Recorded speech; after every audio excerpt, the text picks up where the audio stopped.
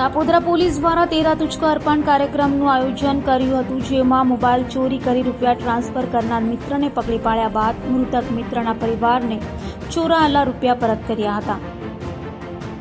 Kapodra police દ્વારા તેરા તુજકો અર્પણ કાર્યક્રમ યોજાયો હતો, જેમાં થોડા સમય પહેલા સંદીપ વિનુ દેસાઈએ તેના મરનાર મિત્રના ઘરે જઈ તેનો મોબાઈલ ફોન ચોરી લઈ તેના મોબાઈલમાંથી ગૂગલ પે મારફતે 3 લાખ રૂપિયા પોતાના ખાતામાં ટ્રાન્સફર કરી દીધા હતા. જે અંગે પોલીસે આરોપીની ધરપકડ કર્યા બાદ કાપોદ્રા પોલીસે કોર્ટમાં ફરિયાદીને સહયોગ કરી કોર્ટના આદેશ બાદ તેરા તુજકો અર્પણ કાર્યક્રમમાં 3,10,000 રૂપિયા ફરિયાદીને પરત કર્યા હતા. ગઈ તારીખ 28/5/2024 ના રોજ કાપોદ્રા પોલીસ સ્ટેશન વિસ્તારમાં નાના વરાછા વિસ્તારમાં આવેલ જલારામ સોસાયટીમાં ફરિયાદી શ્રી એક ફરિયાદ કાપોદ્રા પોલીસ સ્ટેશન EFI ના માધ્યમથી નોંધાવેલ કે પોતાના સગા નાના ભાઈ નામે નિકુંજભાઈ કે જેઓ કેન્સરની બીમારીથી મૃત્યુ પામેલા છે, તેના પાણી ઢોળની વિધિ હોય એ વિધિમાં ઘણા બધા માણસો આવેલા હોય, તેથી તેમના નાના ભાઈની પત્નીનો મોબાઈલ કોઈ ચોર ઈસમ ચોરીને લઈ ગયેલ છે, જે મતલબની ફરિયાદ નોંધેલી.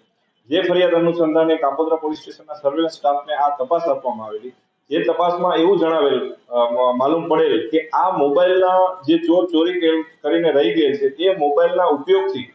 એ મોબાઈલમાં પડેલા એકાઉન્ટમાંથી 3 લાખ રૂપિયા અન્ય એકાઉન્ટમાં ટ્રાન્સફર કરવામાં આવે છે, જેથી કોઈ જાણ ભેદું જ હોય એવી પોલીસને શંકા ઉપજતા પોલીસે એ દિશામાં બેંક એકાઉન્ટ વગેરેના આધારે તપાસ કરતા આરોપી સંદીપભાઈ વિનુભાઈ દેસાઈને આ ગુનાના કામે ધરપકડ કરેલી. આ આરોપી ખરેખર જે મૃત્યુ પામેલ નિકુંજભાઈ હતા એમના મિત્ર જ હતા અને 12માની વિધિમાં આવેલા અને ત્યાંથી એનો મોબાઈલ ચોરી અને પોતાને પૈસાની જરૂરિયાત હોય એના કારણે એણે એના એકાઉન્ટમાંથી 3 લાખ બીજાના એકાઉન્ટમાં ટ્રાન્સફર કરેલા અને આ ગુનો કબૂલ કરેલો અને એ કામે સંપૂર્ણ મુદ્દામાલ 3 લાખ રૂપિયા અને મોબાઈલ પોલીસ દ્વારા રિકવર કરવામાં આવેલો અને ગુનાનું ડિટેક્શન કરવામાં આવેલું.